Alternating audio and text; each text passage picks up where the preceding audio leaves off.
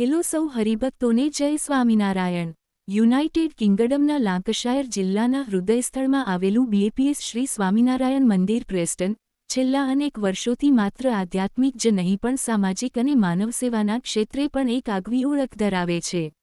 સંસ્થા દ્વારા દર વર્ષે વિવિધ ચેરિટી ઇવેન્ટ્સનું આયોજન કરવામાં આવે છે, જેનાથી સ્થાનિક સમુદાયમાં સહકાર, સંવેદના અને સેવા ભાવનાને નવી ઊંચાઈ મળે છે।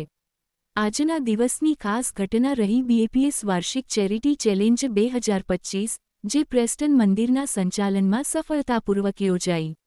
દુષ્કર હવામાન હોવા છતાં પણ નાના બાળકોથી લઈ યુવાનો, મહિલા અને પુરુષો અને વડીલ સહિત સમગ્ર પ્રૌઢ સમુદાયે ઉત્સાહભેર ભાગ લીધો। હળવા વરસાદ અને ઠંડા પવન વચ્ચે પણ સહભાગીઓએ ખુશહાલ મનથી આસપાસના નયનરમ્ય વિસ્તારોમાં પગપાળા યાત્રા કરી। દરેકના હૃદયમાં એક જ ભાવ ડોમિનન્ટ રહ્યો, સાર્થક હેતુ માટે એકતાથી આગળ વધવું। આ વર્ષના ચેરિટી ચેલેન્જનો મુખ્ય ઉદ્દેશ હતો બીએપીએસ યુકેની વિવિધ સેવાકીય પ્રવૃત્તિઓ માટે ભંડોળ એકત્ર કરવું।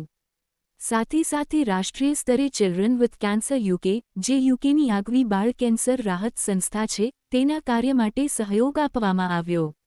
સ્થાનિક સ્તરે ડિસેબિલિટી ઇક્વાલિટી NW જેવી પ્રતિષ્ઠિત સંસ્થાને સમર્થન આપવામાં આવ્યું, જે શારીરિક અક્ષમતા ધરાવતા વ્યક્તિઓને આત્મનિર્ભર જીવન જીવવામાં મદદરૂપ થાય છે।